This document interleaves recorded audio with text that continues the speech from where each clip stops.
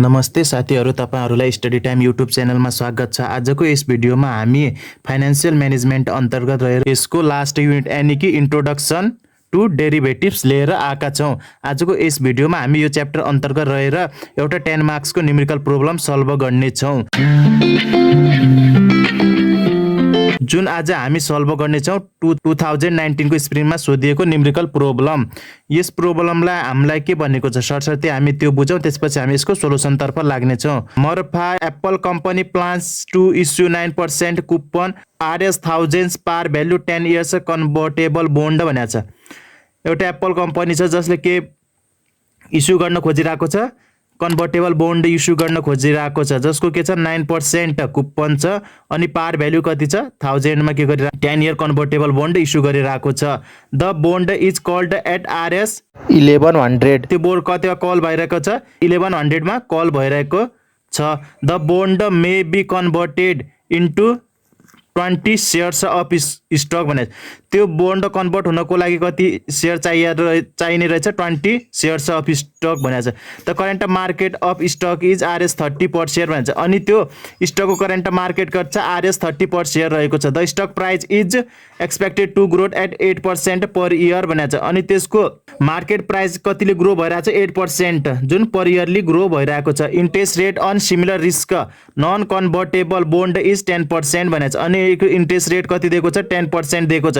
The bond are expected to called when conversion value reach to 141.73% of par value भने ती बोन्डहरु कहिले call हुन्छन् कि जहिले conversion value 141.7% of par value पुग्छन् तब मात्र ती बोन्डहरु कल हुन्छन्। अनि त्यसैगरी यसको फर्स्ट नम्बर हामीलाई के फाइन्ड आउट गरे भनेको छ कन्भर्जन प्राइस। त्यसैगरी सेकेन्डमा straight line bond value at present value and at the end of 4 year भनेको छ।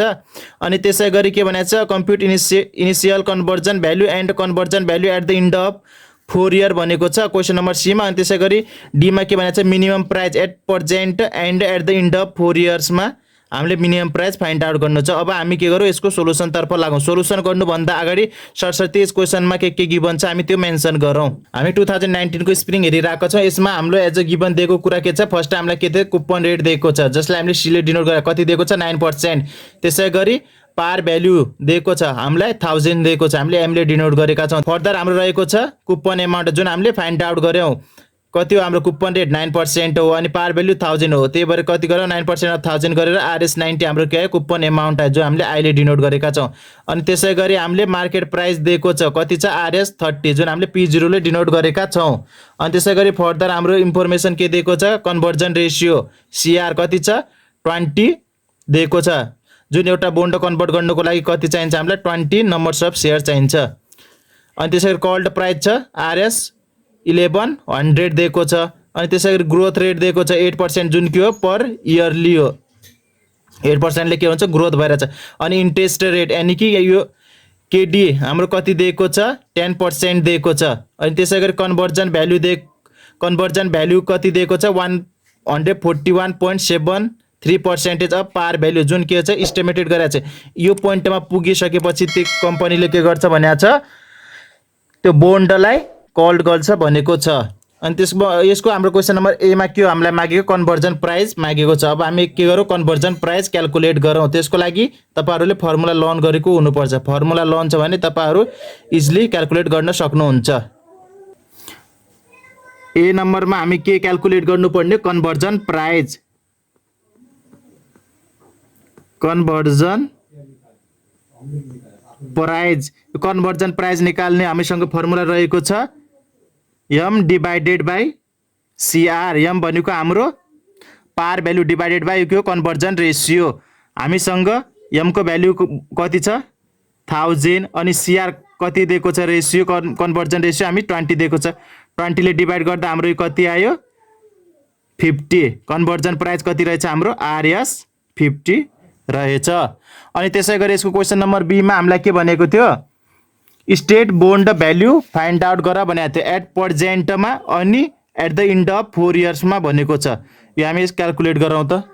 यसको बी नम्बरमा हामी के फाइन्ड आउट गरौँ value of bond find out गरौँ। Value of bond at to present भनेको छ नि, एट पर्जेन्ट भने हामीले 10 इयर्समा फाइन्ड आउट गरौँ एन्ड अनि इन्ड अफ द 4 इयर्स भने हामीले 4 इयर्सको लागि पनि फाइन्ड आउट गर्नेछौँ। दुईटा वेले हामी यो क्याल्कुलेट गर्न सक्छौँ। एउटा हामी टेबल थ्रु यसको भ्यालु फाइन्ड आउट गर्न सक्छौँ, अर्को हामी फर्मुला युज गरेर पनि value of bond find out गर्न सक्छौँ। अहिले फर्स्ट हामी n इक्वल्स टु 10 राखेर हामी टेबल थ्रु फाइन्ड आउट गरौँ। यसपछि at the end of 4 year भनेको छ नि क्वेसनमा, हो त्यो हामी फर्मुला थ्रु फाइन्ड आउट गर्नेछौँ। अनि हामी टेबलको भ्यालु थ्रु फाइन्ड आउट गर्नको लागि फर्मुला हुन त्यसमा हामीले टेबल हेर्नुपर्छ। यसको लागि हामी के गर्नेछौँ, I into PVIFA KD पर्सेन्टको n इयरमा हेर्नेछौँ अनि प्लस त्यसै गरी m इन्टु PVIF को KD पर्सेन्टको n इयरमा हेरेर हामी के गर्नेछौँ, भ्यालु फाइन्ड आउट गर्नेछौँ। अहिले हामी हेरिरहेको 10 इयर्सको आई हाम्रो कति हुनेछ, 90, जुन हामीले कुपन एमाउन्ट फाइन्ड आउट गरेको थियो 90 इन्टु PVIFA KD हाम्रो 10% दिएको छ। अनि n भने नम्बर अफ इयर्स अहिले हामी 10 मानेर सल्भ गरिरहेको छौँ। m भने पावर भ्यालु 1000 इन्टु के हाम्रो PVIF कति हो पनि 10% को 10 इयर, नम्बर अफ इयर 10। अनि अब यसपछि हाम्रो काम के रहेको छ, अब हामीले PVIFA टेबलमा हेर्ने 10% को 10 इयर्समा, अनि त्यसै गरी PVF टेबलको पनि हेर्ने 10% को 10 इयर्समा। हेर्नुहोस् त कति भ्यालु आउँछ। अब यसपछि के गर्ने, हामी सिम्पली क्याल्कुलेसन गर्ने। यो 90 हाम्रो जस्ताको त्यस्तै, यो PVIFA 10% को 10 इयर्समा हेर्दाखेरि हाम्रो भ्यालु कति आयो, 6.1446 आउँछ। अनि त्यसै गरी PVIF 10% को 10 इयर्समा हेर्दाखेरि यसको भ्यालु हुन जान्छ 0.3855। अब सिम्पली अब के गर्ने क्याल्कुलेसन, त्यसको लागि हामीले यो मल्टिप्लाई गर्दाखेरि हाम्रो भ्यालु कति भयो, 553.014। अनि यो मल्टिप्लाई गर्दाखेरि हाम्रो भ्यालु कति भयो, 385.5। अब सिम्पली यिन दुईटालाई एड गर्दाखेरि हाम्रो भ्यालु कति हुन गयो, RS 938.514, जुन हाम्रो के हो, भ्यालु अफ बोन्ड 10 इयर्सको लागि हामीले फाइन्ड आउट गऱ्यौँ। फर्स्ट के भनेको थियो, भ्यालु बोन्ड भ्यालु एट पर्जेन्ट भनेको थियो। एट पर्जेन्टको लागि हामीले के गर्यौँ, यो कति यसको म्याच्युरिटी कन्भर्टेबल बोन्डको 10 इयर्स हुने, त्यही भएर हामीले 10 इयर्स राखेर फाइन्ड आउट गऱ्यौँ। अब the at the end of 4 इयर्सको लागि हामी क्याल्कुलेट गरौँ त। यो हामी क्याल्कुलेट के थ्रु गर्नेछौँ, यो फर्मुला थ्रु गर्नेछौँ। हामी यसमा अहिले टेबल हेरौँ, त्यसरी टेबल नहेरिकन हामी फर्मुला युज गरेर पनि भ्यालु फाइन्ड आउट गर्न सक्छौँ। अब हामी के फाइन्ड आउट गर्नेछौँ, भ्यालु अफ बोन्ड, यो भने हाम्रो V0 हो नि, n इक्वल्स टु 4 हुँदाखेरि त्यसको लागि अब हामी के गर्ने, फर्मुला युज गर्ने। त्यसको लागि के हुन्छ, I into 1 minus 1 divided by 1 plus KD को n डिभाइडेड बाई KD यो गर्नेछौँ। अनि plus m divided by 1 plus KE गर्नेछौँ पावरमा n राखेर, हो। अब आई भनेको हाम्रो कति हो, 90। 1 माइनस सिम्पली भ्यालु राख्दै जाउँ, 1 प्लस KD भने हाम्रो कति हो, 10%, 0.10 हुन्छ। n भने 4 डिभाइडेड बाई 0.10 भयो। अनि प्लस m भने हाम्रो 1000 छ डिभाइडेड बाई 1 प्लस 0.10 को पावरमा 4। अब सिम्पली के गर्ने, हामीले क्याल्कुलेट गर्ने। यो क्याल्कुलेट गर्दाखेरि हाम्रो भ्यालु हुन जान्छ 285.28 प्लस 683.01 हाम्रो यो क्याल्कुलेट गर्दाखेरि हुन्छ। अब दुईटाले एड गर्दाखेरि हाम्रो ब्यालेन्स कति आउन जान्छ, 968.29 एमाउन्ट आउन जान्छ हाम्रो value of bond at the end of 4 इयर्सको लागि। यसको क्वेसन नम्बर B मा मागेको थियो। अनि त्यसै गरी यसको क्वेसन नम्बर C मा हामीलाई के भनेको छ, compute the initiative conversion value and conversion value at the end of the 4 years भनेको छ। एउटा हामी कन्भर्जन भ्यालु राखौँ, त्यसपछि conversion value at the end of the 4 इयर्सको फाइन्ड आउट गर्नेछौँ। यसको क्वेसन नम्बर 3 मा हामी के फाइन्ड आउट गर्नेछौँ, कन्भर्जन भ्यालु फाइन्ड आउट गर्नेछौँ। Simply conversion value find out गर्नको लागि हामीसँग फर्मुला छ, current price into conversion ratio. Current price हामीलाई कति दिएको छ, 30 छ। अनि कन्भर्जन रेसियो हाम्रो कति हो, 20, जुन हाम्रो क्वेसनमै गिभन दिएको छ। यो गर्दा हाम्रो कति आउँछ, RS 600 हाम्रो के है, कन्भर्जन भ्यालु आयो एट अ पर्जेन्टको लागि है, यो एट पर्जेन्टको लागि। अनि त्यसै गरी at the end of the 4 इयर्सको लागि पनि फाइन्ड आउट गर भनेको छ नि। अब के क्याल्कुलेट गरौँ, at the end of 4 years 4 इयर्सको इन्डको लागि पनि हामी के गरौँ कन्भर्जन भ्यालु फाइन्ड आउट गरौँ। त्यसको लागि हामी के हुनेछ conversion value equals to conversion value equals to हाम्रो P0 के हुनेछ P0 को ठाउँमा अब के हुनेछ P0 हाम्रो 4 इयर्सको लागि के हुन्छ मार्केट प्राइस हुन्छ। मार्केट प्राइस 4 वर्षमा सेम रहँदैन नि त ग्रोथ हुन्छ नि त हो। त्यही भएर के छ हाम्रो P0 1 + G हाम्रो ग्रोथ रेट पनि दिएको छ नि पावरमा n गर्ने छ n इन्टु CR जस्ताको त्यस्तै हाम्रो P0 कति हो 30 हो 1 प्लस ग्रोथ रेट कति दिएको छ बुकमा 8% अनि n हामी 4 वर्षको लागि रहेछ अनि CR हाम्रो कति हो 20। यो सिम्पली क्याल्कुलेट गर्दाखेरि कति हुन्छ यो हाम्रो यो हुन जान्छ हाम्रो 40.81 इन्टु 20 अनि यो मल्टिप्लाई गर्दा हाम्रो कति आउँछ भ्यालु RS 816.30 हाम्रो यो के आयो कन्भर्जन भ्यालु आयो at the end of the 4 इयर्सको लागि। अनि त्यसै गरी यसको क्वेसन नम्बर डी मा हामीलाई के मागेको छ यसको क्वेसन नम्बर डी मा के भनेको छ मिनिमम प्राइस एट प्रेजेन्ट अनि त्यसै गरी at the end of the 4 years भनेको छ। त्यो हामी हेरौँ त यसको डी मा हामी के क्याल्कुलेट गर्ने छौं मिनिमम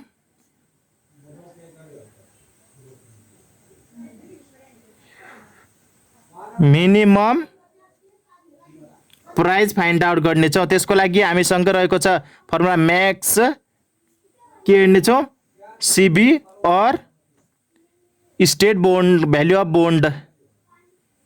अफ बोन्ड यो हामी पर्सेन्टको लागि हेर्छौं भने हामीले यसमा पर्सेन्टकै डाटा राख्ने है। अनि अब हामी के गर्ने छौं मिनिमम प्राइस फाइन्ड आउट गर्नु थियो। त्यसको लागि अब हेर्नुस् त CB हाम्रो कति आएको थियो जुन आज पर्सेन्ट प्राइसमा हामीले फाइन्ड आउट गर्दाखेरि हाम्रो CB कति थियो 600 सिम्पली के राख्ने 600 राख्ने अनि त्यसै गरी हामीले के फाइन्ड आउट गरेका थियौं पर्सेन्ट भ्यालुको के value of bond find out कति आएको थियो 938.92 आएको थियो। अब सिम्पली के गर्ने इन दुईटा कम्पेयर गर्नुस् त हेर्दाखेरि म्याक्सिमम भ्यालु कुन छ म्याक्सिमम भ्यालु हाम्रो छ 938.29 हाम्रो के छ म्याक्सिमम भ्यालु यही नै हाम्रो के हो मिनिमम प्राइस हो at present कन्डिसनमा।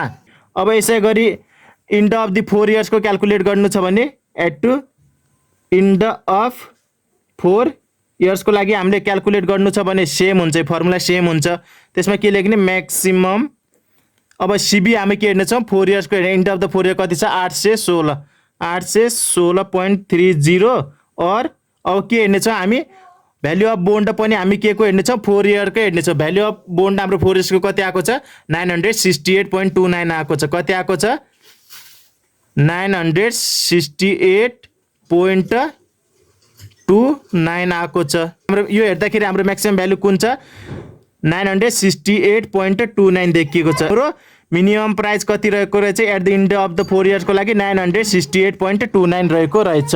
That's all for today. I hope this video is informative for you guys. If it is informative for you, please guys don't forget to like, comment and subscribe the channel. Thank you. Bye.